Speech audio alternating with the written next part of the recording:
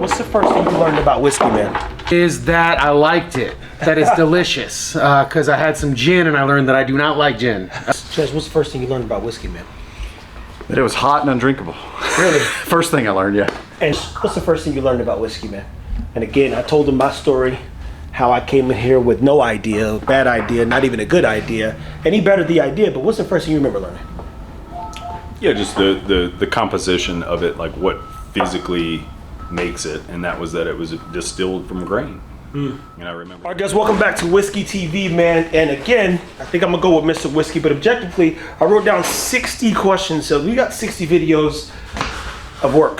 Now, in these videos, there'll be moments where I'm talking to Tim about kind of the same idea, and then realistically, Richard, and we got a lot of stuff to cover. But first video. First thing I learned about whiskey, man. You hear the word spirit. Now, I come from the black church, so the black church, when somebody catches a spirit, they shouting and hooping and hollering like, boy, you got the spirit today. You better go sit your spiritual ass down.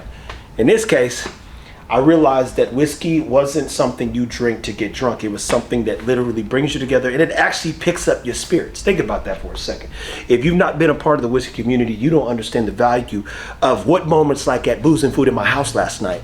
Buddy came over, needed to get out of his house. He brought his 3 daughters, and they were apprehensive to be there, didn't want to come around the corner.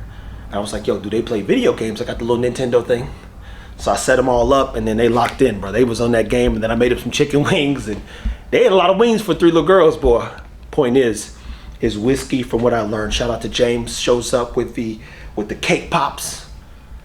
Everyone from whiskey. I don't know what y'all do with vodka and tequila. I can't attest for that. The first thing I learned over the course of time that I spent at the blendery and at my home and traveling to Kentucky and bringing people together is it literally is a spirit that uplifts others.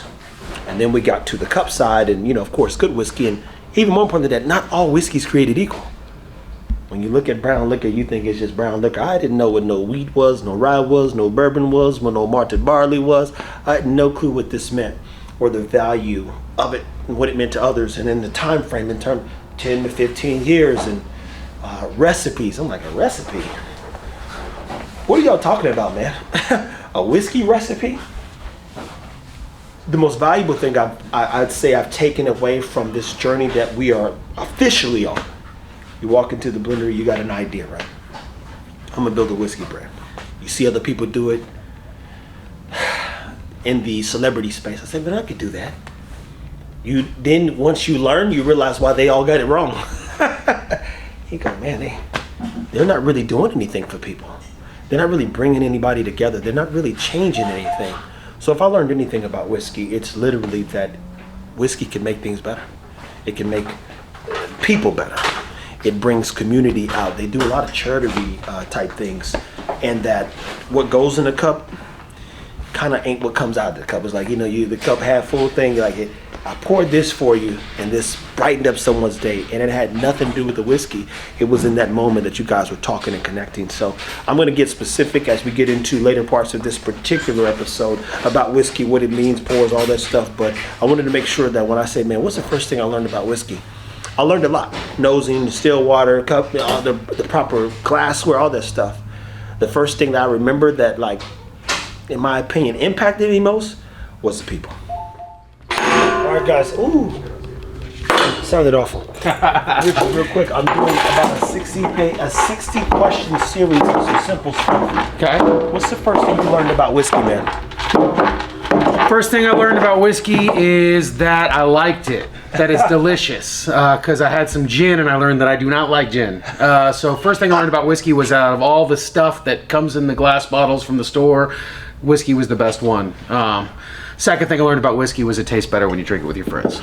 Okay. Now, again, I'm not going to drag this series out because I'm literally doing short and long form stuff on, hey, what's the first thing that you learned about whiskey? So I think it'd be a fun question to compile over potentially Tim.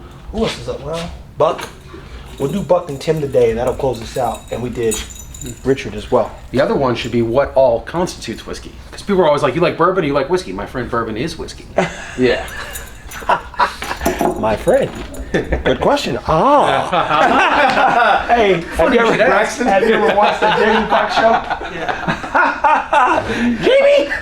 Oh, yeah, I can see that now. But that's also a good point. Broham.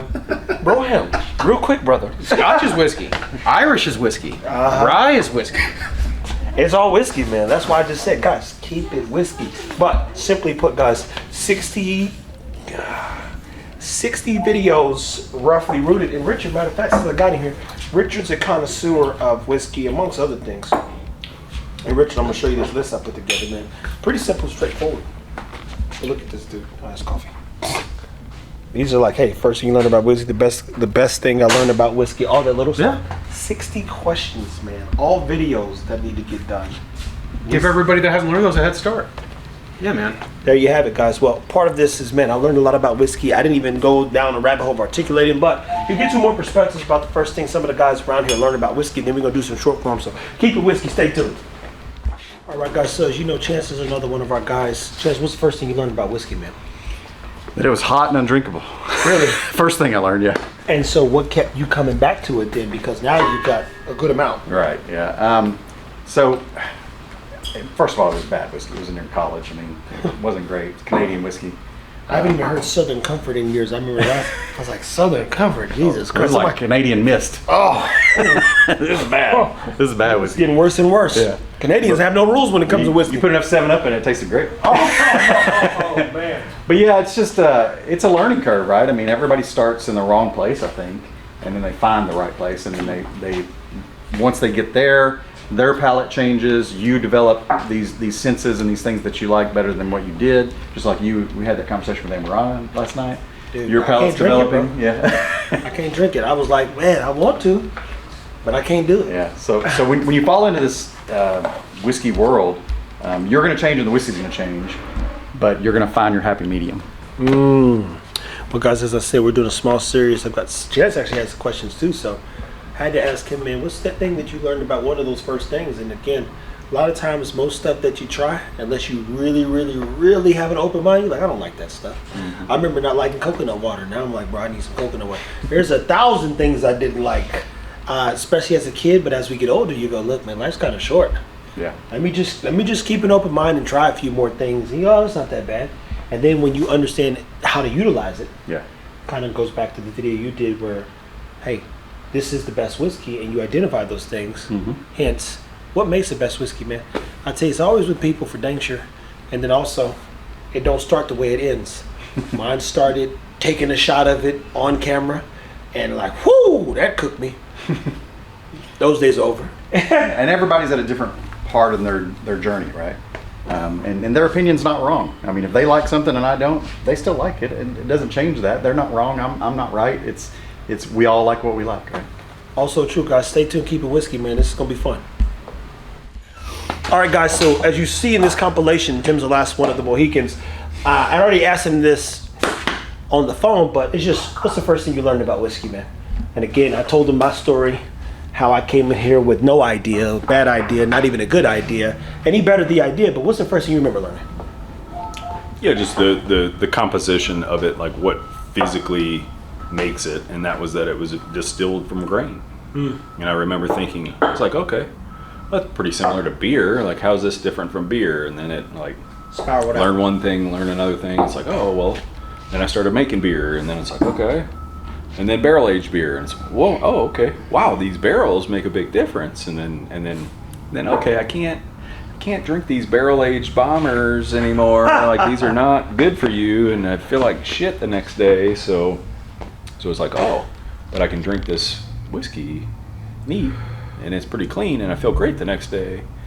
So I remember that whole thought process of like, oh, why is that? That's still from grain. That's distilled from grain. So just the composition of the whiskey, and then going down the rabbit hole of like trying it, and then thinking, or even nosing it. It's like, it smells like whiskey. Tastes like whiskey. And I think it was like a bullet 80 proof or something like that I was trying. And like I didn't know anything.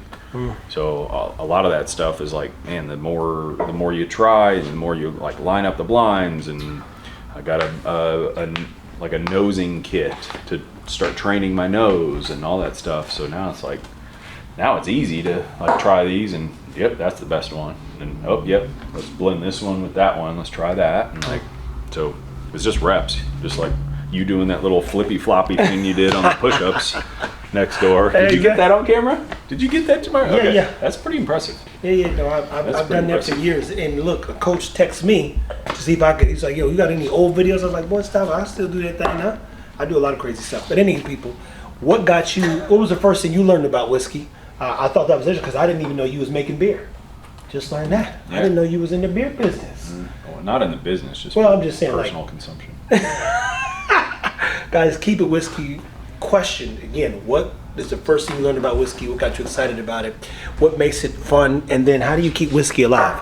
It's not going nowhere, but I'm interested to see what comes next.